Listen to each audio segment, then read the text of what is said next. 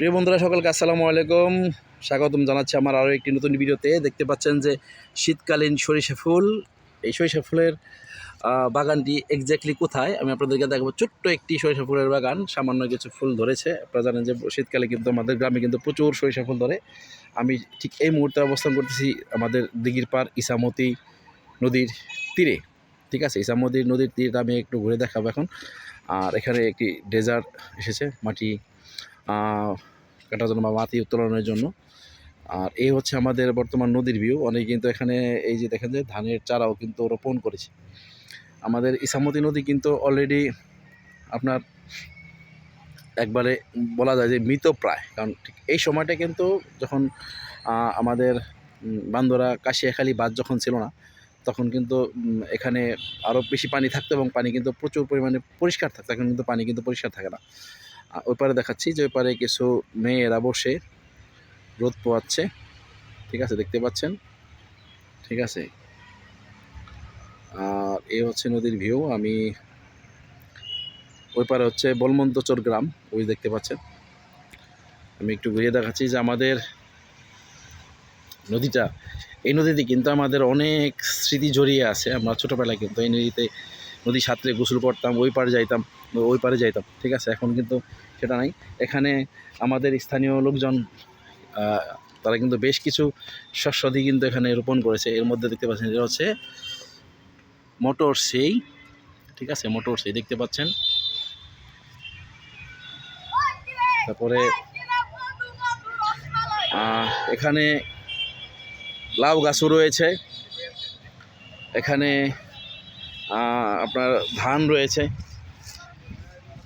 এই নদীর তীরে আমাদের অনেক স্মৃতি রয়েছে। এই নদীর তীরে একটি স্কিম কল রয়েছে, যেটা কিছুদিন পরে আবার চালু করা হবে। আমরা ইনশাল্লাহ সামনে দেখবো, আমি আপনাদেরকে দেখানোর চেষ্টা করব।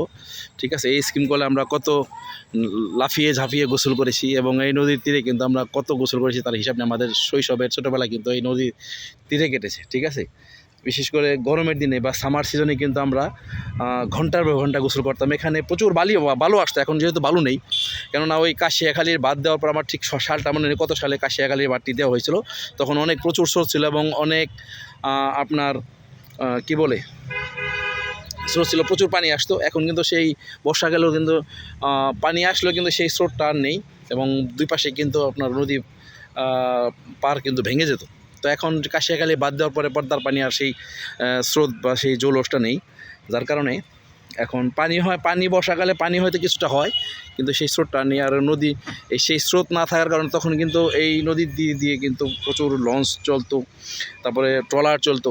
এখন সেটা কিন্তু বিশেষ করে লঞ্চ সার্ভিসটা তো কমপ্লিটলি বন্ধই হয়ে গেছে। এখন লঞ্চ সার্ভিস এই নদীতে নেই, টুকটাক ট্রলার চলে বর্ষাকালে। এবং এই নদীতে কিন্তু এই প্লেসটা কিন্তু নৌকা বাইস হয়, আমাদের দিঘির পাড়ের ঐতিহ্যবাহী নৌকা বাইস। ঠিক আছে, যেটা নাকি এই দিঘির পাড় নবজাহিদ ক্লাব থেকে অনুষ্ঠিত আয়োজন করা হয়। ঠিক আছে, আর এখন নদীর পরিবেশ বলা চলে একবারে মৃতপ্রায়। তবে আমার মতে নদী খননের কাজ করলে হয়তো নদীটাকে বাঁচানো সম্ভব হবে, তা না হলে হয়তো আগামী 2-4-10 বছর পরে হয়তো এই নদী কিন্তু শুকিয়ে যাওয়ার সম্ভাবনা রয়েছে। ঠিক আছে, এটা প্রশাসনের দৃষ্টি আকর্ষণ করছে, যদি সম্ভব হয় তাহলে যেন নদীটাকে খনন করে এটার প্রকৃত রূপে যেন ফিরিয়ে দেওয়া হয়। ঠিক আছে, আর বছরের এই সিজনটাতে মোটামুটি পাটটা একটু শুকনো থাকে, যার কারণে এখানে কিন্তু আমাদের স্থানীয় গ্রামবাসীরা কিন্তু বিভিন্ন ধরনের শাকসবজি, ধান বা অন্যান্য কিছু কিন্তু চাষাবাদ করতে পারে সাময়িক সময়ের জন্য। কারণ যখনই শীতকাল শেষ হয়ে যাবে এবং বর্ষাকাল শুরু হবে, তখনই কিন্তু এই জায়গাটা সম্পূর্ণ পানিতে টইটুম্বুর হয়ে যাবে। ঠিক আছে, আর এই নদীর তীরে আমাদের যারা অনেক প্রবাসী ভাইয়েরা আছেন, যাদের ছোটোবেলার অনেক শৈশবের স্মৃতি কিন্তু এই নদীর তীরে জড়িয়ে আছে। এখানে আগেও কিন্তু ট্রলার আসতো, বা এখানে আপনার হচ্ছে যে ড্রেজার আসতো, বিভিন্ন ট্রলার আসতো, সেখান থেকে আমরা লাফিয়ে ঝাঁপিয়ে গোসল করতাম এবং এখানে কিন্তু আমরা দেখা গেছে বালু দিয়ে খেলাধুলা করতাম এবং বলা চলে কত হাজার বার আমরা এই পার থেকে ওই পারে গিয়েছি সাঁতরিয়ে, তার কোনো বলার মানে গুণে বলে শেষ করা যাবে না। আর নদীর ওই পারেটা দেখছি, ওখানে হচ্ছে বলমন্তচর কবরস্থান, যে সাদা ইটা দেখতে পাচ্ছেন, সাদা রেডি ওয়ালটা দেখতে পাচ্ছেন। আর এটা হচ্ছে বলমন্তচর গ্রাম, যদি আমাদের পার্শ্ববর্তী গ্রাম, কিন্তু এই নদীর থাকার কারণে কিন্তু আমরা কিন্তু ওই পারে খুব একটা যাতায়াত করিনি। সেরকম আমাদের একটা পরিচিতি কিন্তু ওই গ্রামে নেই, শুধুমাত্র নদী থাকার কারণে। যদি এই পাশ দিয়ে যদি একটা ব্রিজ থাকতো তাহলে হয়তো আমাদের রেগুলার যাতায়াত থাকতো, ঠিক আছে। তো এই হচ্ছে পরিবেশ। আপনাদের যাদের এই দিঘির পাড় গ্রামের ইছামতি নদীর তীরের সাথে যাদের শৈশবের বিভিন্ন স্মৃতি জড়িয়ে আছে, তারা অবশ্যই ভিডিওটিকে লাইক করবেন তো অবশ্যই, এবং শেয়ার করে দেবেন, ভিডিওটি সকলকে দেখার সুযোগ করে দেবেন, এবং যার যতটুকু স্মৃতি মনে পড়ে অবশ্যই আপনারা কমেন্ট বক্সে জানাবেন, ঠিক আছে।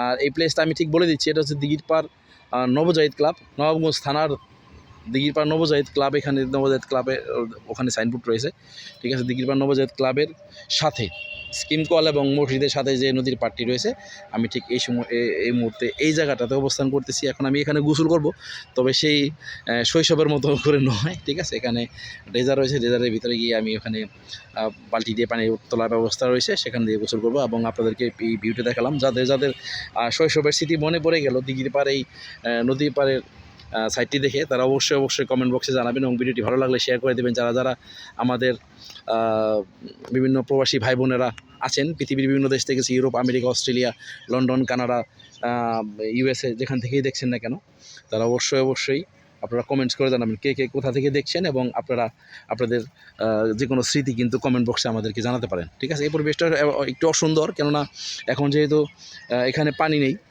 ঠিক আছে, আর আগের মতন স্রোত নেই, যার কারণে এখন বালু মাটিও আসে না, পদ্মার পাড় থেকে বালু মাটিও আসে না। দেখতে পাচ্ছেন ছোটো ভাই ইয়াসিন আসতেছে, হ্যান্ডসাম বয়, ঠিক আছে। তো এখন ওদের সময়, ওরা এখন এনজয় করে, আমরা এখন আগের মতন সেই ধরনের সময় হয়ে ওঠে না, আমাদের সেই বয়সটাও নেই। তবে চেষ্টা করব, আমি নতুন করে কাজ শুরু করতেছি, ভাবতেছি যে অবশ্যই গ্রামের প্রাকৃতিক ভিউগুলো আপনাদেরকে অবশ্যই দেখাবো। ধন্যবাদ সকলকে সাথে থাকার জন্য।